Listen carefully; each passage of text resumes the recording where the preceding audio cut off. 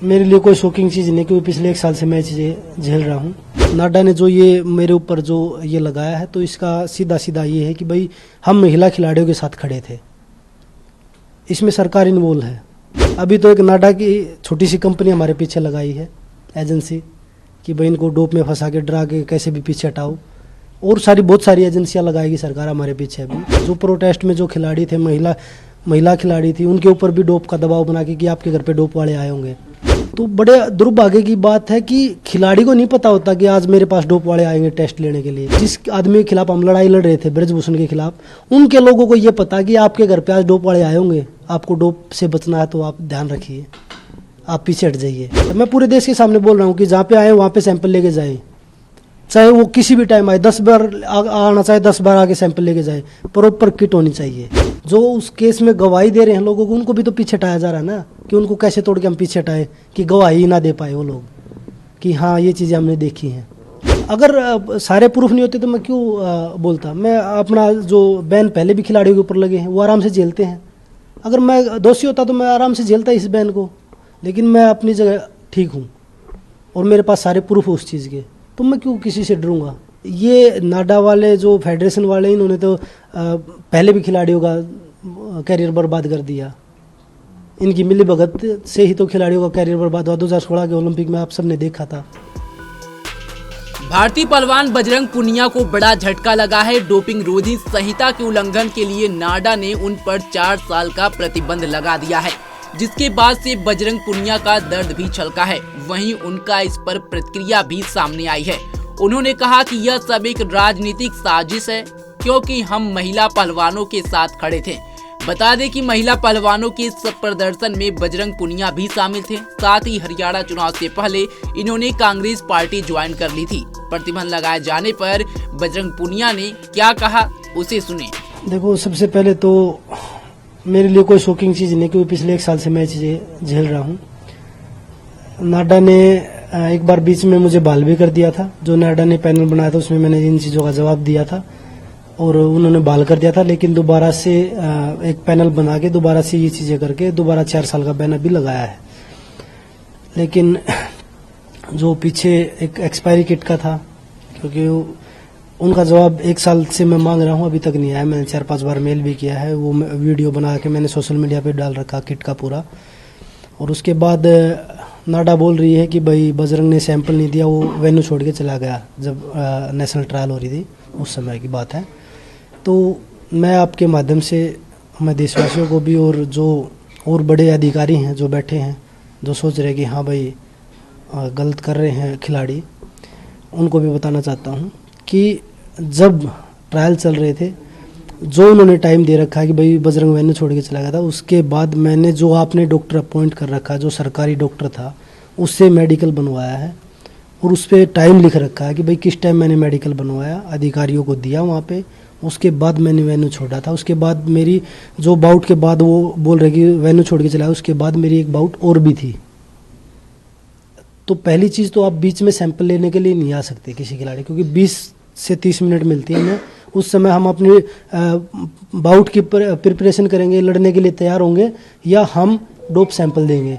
तो इतिहास में अब तक किसी भी ऐसे बीच टूर्नामेंट में आप किसी का डोप नहीं ले सकते। बाउट ख़त्म होने के बाद आप डोप टेस्ट ले सकते हैं। लेकिन मेरे ऊपर जो नाडा ने आरोप लगा रखे हैं वो ये लगा रखे कि वेन्यू छोड़ के चला गया था बजरंग, भाग गया था, चला नहीं गया, भाग गया था। तो मैं आपके माध्यम से, मीडिया के माध्यम से ये बोलना चाहूँगा कि पूरे देश के सामने जो सैंपल लेना चाहे, जहाँ पे सैंपल लेना चाहे, बजरंग देने के लिए तैयार है। क्योंकि उनके पास तो बड़ी बड़ी वो पीछे तक का देख लेते हैं कि इसने स्टेरॉइड लिया है या नहीं लिया है, तो वो जहाँ पे बोलेंगे पूरे देश के सामने देने के लिए तैयार हूँ। लेकिन आज भी वही सवाल है कि जो एक्सपायरी किट लेके आए थे उसका जवाब मुझे आज भी चाहिए है। मेरा आपसे यही प्रश्न था कि उन्होंने पहले आपको बोला कि आपने जब उन्होंने आपसे डोप का सैंपल मांगा तब आपने मना किया, उनके हिसाब से, नाडा के अनुसार जी आपने तब मना किया, वो तब नहीं दिया जब सैंपल उन्होंने मांगा, और फिर उसके बाद उन्होंने आपको नहीं देने पर उन्होंने आपको नोटिस भेजा। लेकिन आपका उधर से जवाब ये है कि उन्होंने जो डोप के लिए जो मटेरियल भेजा जिसमें आपको सैंपल देना था वो एक्सपायर्ड था। ये पूरी बात। पहली चीज़ तो मैंने उनको मना नहीं किया। दूसरी चीज़ वो बोल रहे कि भाई वो एक्सपायरी किट पहले सैंपल में थी, कि भाई हम दिसंबर में आए थे उस समय वो एक्सपायरी किट थी। उसका जवाब आपने दिया? अभी तक नहीं दिया। मैंने 4 मेल कर चुका हूँ, 4 से 5, एग्जैक्ट मुझे याद नहीं 4 मेल किए हैं या 5 किए हैं, लेकिन मैं उनको 4 से 5 मेल कर चुका हूँ कि भाई आप मुझे इसका जवाब दीजिए। दूसरी चीज़ जो आपने आरोप लगाया कि बजरंग वेन्यू छोड़ के भाग गया है, वो मेरे पास टाइम के साथ प्रूफ है कि भाई मैं वेन्यू में ही था। उसके बाद मैंने मेडिकल बनवाया है, उसके बाद मैंने अधिकारियों को मेडिकल दिया है अपना कि भाई नेक्स्ट बाउट जो है 20 मिनट बाद थी, वो बाउट मैं नहीं खेल पाऊँगा, मेरे डॉक्टर ने मना कर दिया था। लेकिन उसके बाद नाडा ने जो ये मेरे ऊपर जो ये लगाया है, तो इसका सीधा सीधा ये है कि भाई हम महिला खिलाड़ियों के साथ खड़े थे। इसमें सरकार इन्वॉल्व है क्योंकि सारी एजेंसियां सरकार के अधीन आती है। जो बड़ी बड़ी है तो नाडा छोटी सी एजेंसी है। जब बड़े बड़े लोग इतने इतने करोड़ का घोटाला करके और सरकार में जाके वो क्लीन हो जाते हैं, तो वो एजेंसियां उन्हीं के पास है, तभी तो वो होते हैं ना क्लीन। अभी तो एक नाडा की छोटी सी कंपनी हमारे पीछे लगाई है एजेंसी कि भाई इनको डोप में फंसा के डरा के कैसे भी पीछे हटाओ। और बहुत सारी एजेंसियां लगाएगी सरकार हमारे पीछे भी कि भाई बजरंग तो ये कर रहे हैं। जो प्रोटेस्ट में जो खिलाड़ी थे, महिला खिलाड़ी थी, उनके ऊपर भी डोप का दबाव बना के कि आपके घर पे डोप वाले आए होंगे। तो बड़े दुर्भाग्य की बात है कि खिलाड़ी को नहीं पता होता कि आज मेरे पास डोप वाले आएंगे टेस्ट लेने के लिए। लेकिन जो जिस आदमी के खिलाफ हम लड़ाई लड़ रहे थे, ब्रजभूषण के खिलाफ, उनके लोगों को ये पता कि आपके घर पे आज डोप वाले आए होंगे, आपको डोप से बचना है तो आप ध्यान रखिए, आप पीछे हट जाइए। तो आप पूरी तरह से इस बात को ये कह रहे हैं कि हम पूरी राजनीतिक साजिश है। बिल्कुल राजनीतिक साजिश है। मैं पूरे देश के सामने बोल रहा हूँ कि जहाँ पे आए वहाँ पे सैंपल लेके जाए, चाहे वो किसी भी टाइम आए, 10 बार आना चाहे 10 बार आके सैंपल लेके जाए, प्रॉपर किट होनी चाहिए और पूरे देश के सामने दिखाए कि भाई ये खिलाड़ियों ने क्या खाया है। अब तो हम टूर्नामेंट भी नहीं लड़ रहे, अब आके ले सकते हैं। चलिए, मैं आपकी बात से मैं इनकार नहीं करूँगा, लेकिन मैं ये पूछूंगा कि आपका जिस व्यक्ति पे आरोप था तो मैटर कोर्ट में है, वो रेसलिंग फेडरेशन से भी फिर लड़कियों को तो हटाना चाह रहे हैं ना वो आज भी पीछे। क्यों लड़कियों को कैसे पीछे हटाया जाए? जो उस केस में गवाही दे रहे हैं लोगों को, उनको भी तो पीछे हटाया जा रहा है ना, कि उनको कैसे तोड़ के हम पीछे हटाए कि गवाही ना दे पाए वो लोग कि हाँ ये चीज़ें हमने देखी हैं। तो वो चीज़ें आज भी चल रही हैं। लोगों को ये लग रहा है कि भाई कोर्ट में केस चल रहा है। जब स्टार्टिंग में गए जब 15 से 20 लड़कियां थीं, जब खेल मंत्री जी के सामने गए थे और उन लड़कियों ने रो रो के बताया था। आज वो लड़कियां जब कोर्ट में हम गए, जब FIR दर्ज हुई, जब 6 लड़कियां बच गई थी, वो उसमें एक को फिर पीछे हटा दिया, फिर 5 बच गई।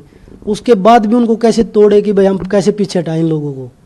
तो वो काम आज भी चल रहा है कि भाई ना तो हम गवाही देने दें और ना हम जो लड़कियों की अभी तक गवाही कोर्ट में हियरिंग नहीं हुई है उनको कैसे पीछे हटाएं। वो काम आज भी चल रहा है। अब आपका अगला कदम क्या होगा? अभी मैंने कोर्ट में, कल मेरी कोर्ट में हियरिंग है, मैंने पहले ही डाल रखा था कोर्ट में कि भाई मुझे पता था, नाडा पे भरोसा मुझे पहले भी, क्योंकि नाडा देश में पहले भी बहुत सारे खिलाड़ियों के साथ ऐसे कर चुका है। तो मैंने कोर्ट में डाल रखा है। कोर्ट में पहले भी हियरिंग हुई थी, तो उन्होंने बोला कि एक बार जो पैनल कमेटी बना रखी है उसका एक बार क्या रिव्यू आता है वो देख लेते हैं, उसके बाद हम अपनी कार्रवाई स्टार्ट करेंगे। तो कल मेरी कोर्ट में हियरिंग है और ऊपर केस में भी जाऊंगा मैं, इंटरनेशनल जो जहाँ पे ये सारे मामले देखे जाते हैं, डोप के हैं ये सारी चीज़ें। तो मैं अपनी लड़ाई लास्ट तक लड़ूंगा क्योंकि मेरे पास प्रूफ है सारे। जिस तरीके से वो आरोप लगा रहे हैं तो वो सारे प्रूफ है मेरे पास। ये नहीं कि भाई आप 5,000 रुपये 4,000 रुपये दे के किसी भी सोशल मीडिया पे IT सेल के टट्टू को बिठा के आप ये सोचो कि भाई बजरंग को बदनाम करके आप पीछे हटा दोगे, तो वो आपके बस की बात नहीं है। सच्चाई के साथ लड़ रहे हैं, सच्चाई की लड़ाई लड़ेंगे और आगे भी लड़ते रहेंगे। तो आप कॉन्फिडेंट हैं कि आपका सारे प्रूफ हैं? बिल्कुल। देखो, अगर सारे प्रूफ नहीं होते तो मैं क्यों बोलता। मैं अपना जो बैन पहले भी खिलाड़ियों के ऊपर लगे हैं वो आराम से झेलते हैं। अगर मैं दोषी होता तो मैं आराम से झेलता इस बैन को, लेकिन मैं अपनी जगह ठीक हूँ और मेरे पास सारे प्रूफ है उस चीज़ के, तो मैं क्यों किसी से डरूंगा। हम अपनी हर चीज़ को मजबूती के साथ आगे बढ़ेंगे लेके। ये नाडा वाले जो फेडरेशन वाले, इन्होंने तो पहले भी खिलाड़ियों का कैरियर बर्बाद कर दिया। इनकी मिली भगत से ही तो खिलाड़ियों का कैरियर बर्बाद हुआ। 2016 के ओलंपिक में आप सबने देखा था, जो नरसिंह पहलवान का था, सुशील पहलवान का था, कैसे 2 खिलाड़ियों को आपस में लड़ा के फेडरेशन के लोगों ने, ब्रजभूषण ने उन लोगों को आपस में लड़ा के कैसे उन दोनों लोगों को ख़त्म कर दिया, बिल्कुल बदनाम करके। वो तो किसका नुकसान हुआ? वो देश का नुकसान हुआ।